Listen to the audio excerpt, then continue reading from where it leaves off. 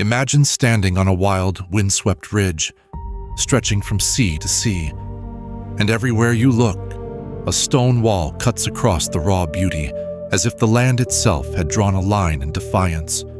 This is Hadrian's Wall, the northernmost frontier of the Roman Empire, and one of the most ambitious constructions in antiquity. Why here? Why a wall spanning 73 miles, over 117 kilometers across the narrow waste of Britain?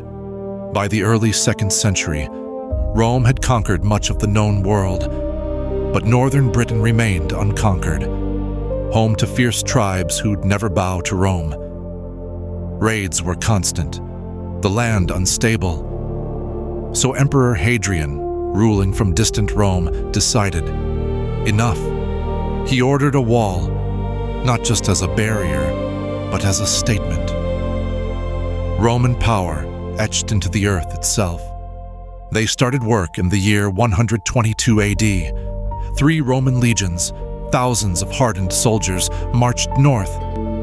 They hacked, dug, and built, stone by stone, mile after mile. At its heart, the wall was over 6 meters high, more than 2.5 meters thick. Some stretches ran across sheer limestone. Others dipped into dense forests and marshy valleys. Some stretches ran across sheer limestone. Others dipped into dense forests and marshy valleys.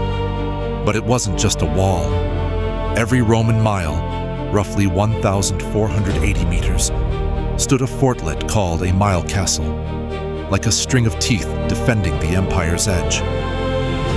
In between, 2 turrets split the distance, perfect for watchful sentries. And along the route, great fortresses like Hausesteads, Bertiswald, and Vindolanda garrisoned hundreds of troops. And along the route, great fortresses like Hausesteads, Bertiswald, and Vindolanda garrisoned hundreds of troops.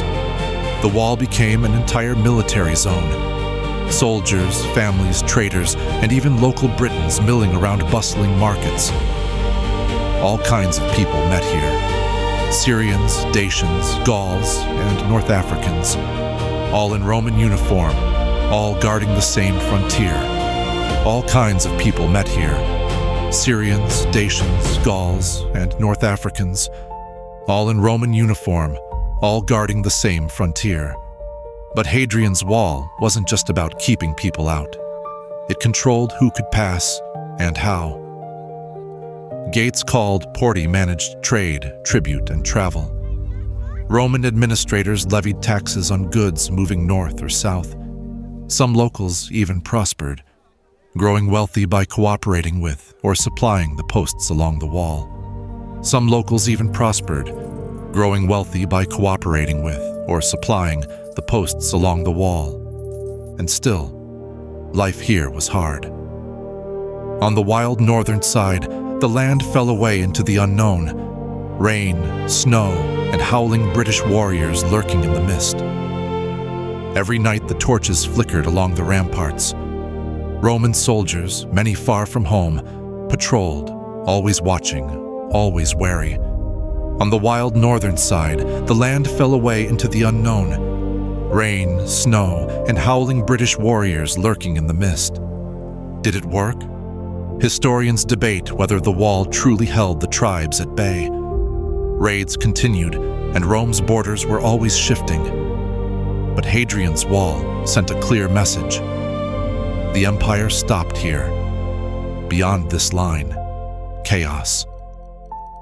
On this side, Roman law and order, at least in theory. Over time, the wall was rebuilt, repaired, abandoned, and even cannibalized. Villagers hauling away stone for houses and farms. After Roman rule collapsed, stories grew about ghosts haunting the barracks, treasures buried beneath the ruins, lost legions wandering the mist. Even centuries later, Hadrian's Wall remained a landmark, a spine across the country, a reminder of when the world's mightiest power tried to draw a straight line across wild, unruly land. And if you walk its length today, you still see carvings left by soldiers, Their names, their victories, their homes carved into solid rock.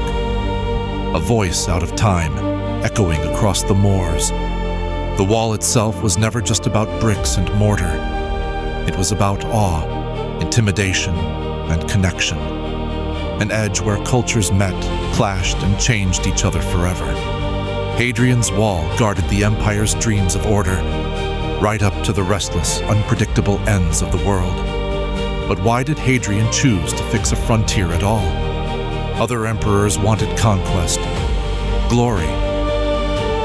Hadrian chose boundaries and defending what Rome had. Was that wisdom, or a sign the empire had begun its long retreat? Even that question endures, like the wall itself. Every stone laid here is a message from ancient Rome, still standing against time, wind, and memory. And as the mists roll in over the borderlands, you can almost see the torchlight flicker and hear the whisper of Latin voices at the edge of empire. Want to know what happened when the wall needily fell and who crossed over? Join me for the next chapter in the story of Rome, where empires rise and borders are always tested.